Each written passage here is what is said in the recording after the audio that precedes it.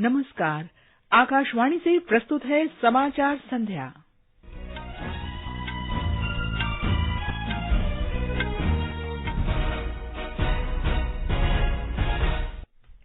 प्रधानमंत्री नरेंद्र मोदी ने कहा, इस वर्ष का बजट वैश्विक हरित ऊर्जा बाजार में देश की प्रमुख भूमिका सुनिश्चित करेगा।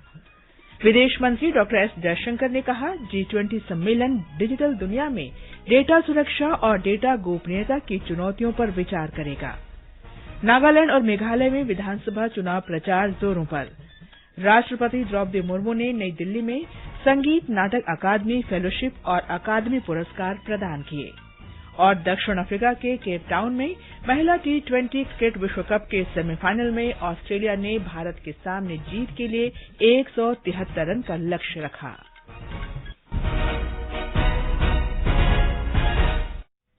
समाचार संध्या के साथ मैं कनकलता।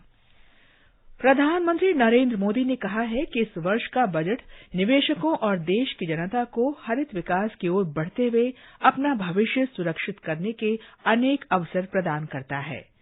उन्होंने कहा कि सरकार अर्थव्यवस्था के हरित विकास के लिए हर संभव सहायता देने को तैयार है। बजट के बाद हरित विकास पर वेबिनार को संबोधित करते हुए प्रधानमंत्री ने कहा कि इस सरकार द्वारा 2014 से प्रस्तुत किया जा रहा प्रत्येक बजट वर्तमान चुनौतियों के समाधान के लिए नए समय के सुधारों को आगे ले जा रहा है। भारत ग्रीन एनर्जी से जुड़ी टेक्नोलॉजी में दुनिया में लीड ले सकता है। ये भारत में ग्रीन जॉब्स को बढ़ाने के साथ ही ग्लोबल गुड में भी बहुत मदद करेगा। ये बजट आपके लिए एक अवसर तो है ही, इसमें आपके भविष्य की सुरक्षा गारंटी भी समाहित है। बजट के हर प्रावधान को अमल में लाने के लिए हमें तेजी से काम करना है, मिलकर के काम करना है। हरित विकास और ऊर्जा परिवर्तन के लिए की गई पहलों का जिक्र करते हुए प्रधानमंत्री ने कहा कि अक्षय ऊर्जा का उत्पादन बढ़ाना, पेट्रोल डीजल जैसे जीवाश्म ईंधन के उपयोग को कम करना और गैस आधारित अर्थव्यवस्था की ओर बढ़ना देश की प्राथमिकताओं के 3 स्तंभ हैं।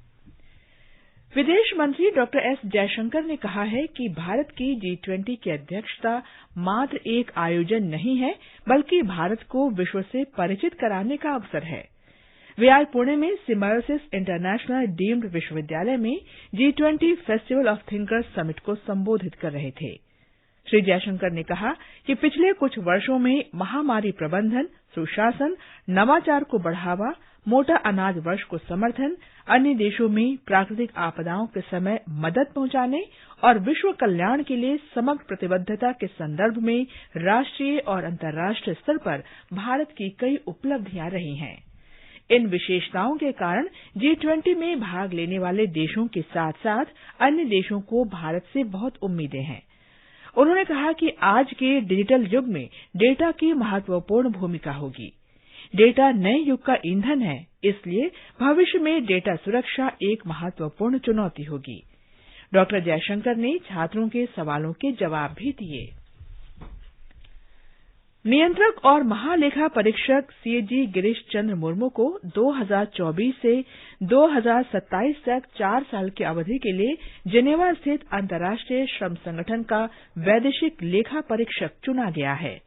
ये नियुक्ति CAG की व्यावसायिकता, उच्च मानकों, वैश्विक लेखा परीक्षा अनुभव को मान्यता और अंतर्राष्ट्रीय समुदाय के बीच इसकी साख को दर्शाती है। केंद्रीय वाणिज्य और उद्योग मंत्री पीयूष गोयल ने कहा है कि भारत वैश्विक आर्थिक पुनरुद्धार का स्तंभ होगा, क्योंकि इसने स्थिर विकास का प्रदर्शन किया है और दुनिया की बड़ी अर्थव्यवस्थाओं में सबसे तेजी से बढ़ने वाले देश के रूप में उभरा है। श्री गोयल राजस्थान के भीलवाड़ा में आज उद्योग जगत द्वारा आयोजित कार्यक्रम में भाग ले रहे थे।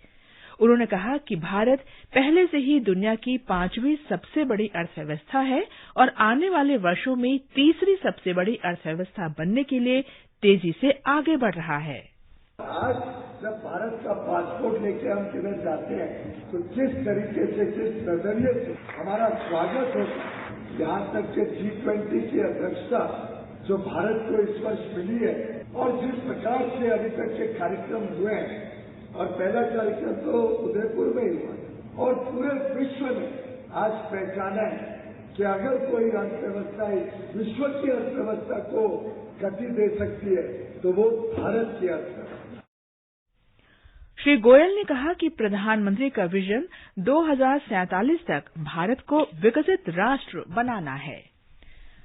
कौशल विकास और उद्यमिता राज्य मंत्री राजीव चंद्रशेखर कल बेंगलुरु में दूसरे सेमिकॉन इंडिया फ्यूचर डिजाइन प्रदर्शनी का उद्घाटन करेंगे। इसका उद्देश्य स्टार्टअप, भविष्य के नवाचारों और वैश्विक तथा भारतीय सेमीकंडक्टर निर्माताओं को भारत की सेमीकंडक्टर क्षेत्र में निवेश के लिए प्रोत्साहित करना है। ये समाचार हमारी वेबसाइट newsonair.com/हिंदी और हमारे mobile app news on AIR पर भी उपलब्ध हैं। दीदी, नौकरी लग गई। अरे वाह, बधाई हो। तो अब तो ढेर सारी शॉपिंग। हाँ दी, नया मोबाइल। अरे रुको शहजादे, सैलरी से पहले ही खर्चे। इंस्टेंट लोन भी तो मिलता है। पहले बजट बनाना सीखो, फिर खर्च करो। पर दी, देखो, कमाई का एक हिस्सा हमेशा बचाना चाहिए, लेकिन पार्टी देने से नहीं बचोगे तुम। हाँ दी, पार्टी मेरी, बजट तुम्हारा। अच्छा। आरबीआई कहता है, सही वित्तीय बर्ताव करे आपका बचाव। समाचार संध्या में आपका फिर स्वागत है। भारतीय जनता पार्टी के वरिष्ठ नेता और प्रधानमंत्री नरेंद्र मोदी कल नागालैंड में चुमौक केडिमा में एक चुनावी रैली को संबोधित करेंगे।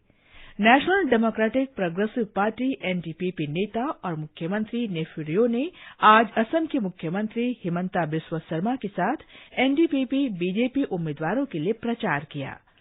कांग्रेस नेता शशि थरूर ने दीमापुर में संवाददाता सम्मेलन को संबोधित करते हुए कहा कि सत्तारूढ़ पार्टी के कार्यकाल के दौरान राज्य में बुनियादी ढांचे का विकास नहीं हुआ। Naga People's Front, National People's Party, Lok Janshakti party सहित अन्य दलों ने भी चुनावी रैलियां की। इस बीच शनिवार शाम से नागालैंड से लगने वाली असम, मणिपुर और अरुणाचल प्रदेश की सीमाओं को सील कर दिया जाएगा। भारतीय जनता पार्टी के वरिष्ठ नेता प्रधानमंत्री नरेंद्र मोदी कल मेघालय में 2 रैलियां करेंगे। इसके मद्देनजर राज्य में व्यापक इंतजाम किए गए हैं। प्रधानमंत्री कल दोपहर में शिलंग के पुलिस बाजार में और तुरा में रैली को संबोधित करेंगे। इस बीच प्रधानमंत्री के दौरे से पहले तृणमूल कांग्रेस सांसद महुआ मोइत्रा ने आज शिलंग में एक पत्रकार सम्मेलन को संबोधित करते हुए कहा कि अगर चुनाव में केवल 2 राष्ट्रीय दलों पर निर्भर रहना पड़े तो लोकतंत्र की कोई उम्मीद नहीं की जा सकती। नेशनल पीपल्स फ्रंट नेता और मुख्यमंत्री कोनराड के संगमा ने कहा कि पार्टी ने पूरी लगन से लोगों की सेवा की है। उन्होंने पार्टी उम्मीदवारों के समर्थन में विलियम नगर और दांदेग्रे निर्वाचन क्षेत्रों में चुनाव प्रचार किया। राष्ट्रपति द्रौपदी मुर्मू ने कहा है कि तनाव और संघर्ष से भरे वर्तमान समय में भारतीय कला शांति और सद्भाव फैला सकती है। आधुनिक युग में भारतीय सांस्कृतिक मूल्य अधिक उपयोगी हो गए हैं। राष्ट्रपति मुर्मू ने आज नई दिल्ली में एक समारोह में वर्ष 2019, 2020 और 2021 के लिए संगीत नाटक अकादमी फेलोशिप और अकादमी पुरस्कार प्रदान किए। इस अवसर पर उन्होंने कहा कि भारतीय कला भारत की सॉफ्ट पावर का भी उत्कृष्ट उदाहरण है। राष्ट्रपति ने कहा कि भारत की अनूठी प्रदर्शन कलाओं ने सदियों से देश की असाधारण संस्कृति को जीवित रखा है। हमारी कलाएं और कलाकार हमारी समृद्ध संस्कृति के संवाहक हैं। विविधता में एकता भारत की संस्कृति की सबसे बड़ी विशेषताएं हैं। असम के बिहू नृत्य से लेकर केरल की कथकली तक, पूर्व में छौ से लेकर पश्चिम में गरबा तक, नृत्य विधाओं में हमारी संस्कृति की इंद्रधनुषी छटा दिखाई देती है। समारोह में कला के क्षेत्र में 8 प्रतिष्ठित हस्तियों को संगीत नाटक अकादमी फेलोशिप प्रदान की गई। संगीत, नृत्य, रंगमंच, पारंपरिक लोक कला और कठपुतली के क्षेत्र में कुल 128 कलाकारों को संगीत नाटक अकादमी पुरस्कारों से सम्मानित किया गया। लोकसभा अध्यक्ष ओम बिरला ने आज सिक्किम में गंगटोक में राष्ट्रमंडल संसदीय संघ भारत क्षेत्र के 19वें वार्षिक सम्मेलन का उद्घाटन किया। इस अवसर पर श्री बिरला ने कहा कि लोगों की समस्याओं के समाधान के लिए एक मंच के रूप में विधायिका को निर्बाध बहस का केंद्र होना चाहिए। इससे लोकतांत्रिक संस्थाओं में लोगों का विश्वास बढ़ेगा और लोकतंत्र मजबूत होगा। उन्होंने चर्चा और संवाद को लोकतंत्र की सबसे बड़ी ताकत बताया। आकाशवाणी का समाचार सेवा प्रभाग आज केंद्रीय बजट 2023-24 पर पूर्व मुख्य आर्थिक सलाहकार डॉक्टर अशोक लाहिड़ी का एक विशेष साक्षात्कार प्रस्तुत करेगा। ये साक्षात्कार आकाशवाणी के एफएम गोल्ड चैनल पर रात 9:15 बजे स्पॉटलाइट कार्यक्रम में प्रसारित किया जाएगा। ये कार्यक्रम हमारी वेबसाइट newsonair.gov.in और हमारे YouTube channel news on AIR official पर भी उपलब्ध रहेगा। आयुष्मान भारत डिजिटल मिशन के अंतर्गत स्कैन और शेयर सेवा का इस्तेमाल कर ओपीडी में 5 लाख से अधिक रोगियों ने पंजीकरण कराया है। स्वास्थ्य मंत्री मनसुख मांडविया ने एक ट्वीट में इसकी प्रशंसा की है। इस व्यवस्था से ओपीडी में पंजीकरण के लिए अब कतार में लगने की जरूरत नहीं है।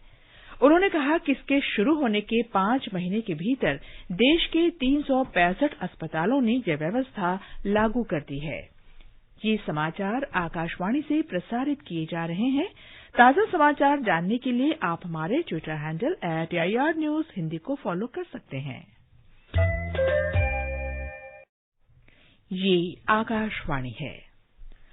आईसीसी महिला T20 क्रिकेट विश्व कप के पहले सेमीफाइनल में आज केपटाउन के न्यूलैंड्स में ऑस्ट्रेलिया के 173 रन के लक्ष्य का पीछा करते हुए ताजा समाचार मिलने तक भारत ने 10 ओवर में 3 विकेट पर 93 रन बना लिए हैं।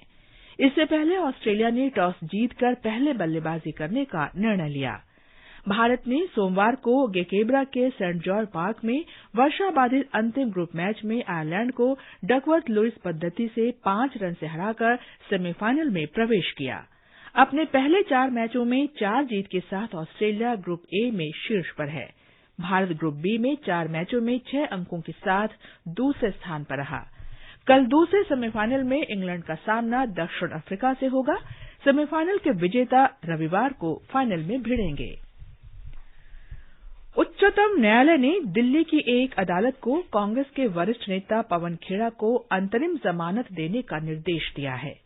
असम पुलिस ने आज दिल्ली पुलिस के सहयोग से पवन खेड़ा को दिल्ली हवाई अड्डे से गिरफ्तार किया।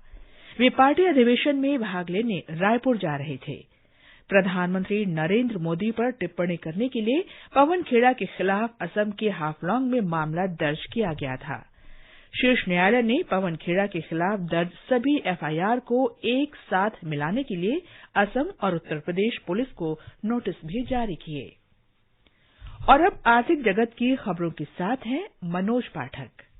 बॉम्बे स्टॉक एक्सचेंज का सेंसेक्स आज 139 अंक घटकर 59,606 पर बंद हुआ। उधर नेशनल स्टॉक एक्सचेंज का निफ्टी 43 अंक कम होकर 17,511 दर्ज हुआ। अंतर बैंकिंग विदेशी मुद्रा बाजार में $1 की तुलना में रुपया 11 पैसे मजबूत होकर 82 रुपये 74 पैसे पर पहुंच गया और अंतर्राष्ट्रीय बाजारों में ब्रेंट कच्चे तेल की कीमत लगभग $81.34 प्रति बैरल के आसपास चल रही थी। आकाशवाणी समाचार के लिए मनोज पाठक।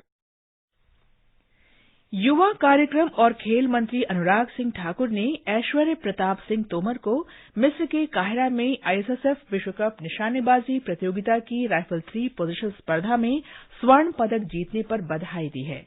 एक ट्वीट में श्री ठाकुर ने कहा कि ऐश्वर्य प्रताप अपने खेल से पूरे देश को अचंभित करते रहते हैं। राष्ट्रपति भवन के प्रांगण में होने वाला चेंज ऑफ गार्ड सेरेमनी समारोह इस शनिवार को नहीं होगा। एक आधिकारिक विज्ञप्ति में कहा गया है कि जर्मनी के चांसलर के लिए निर्धारित गार्ड ऑफ ऑनर के कारण यह निर्णय लिया गया है।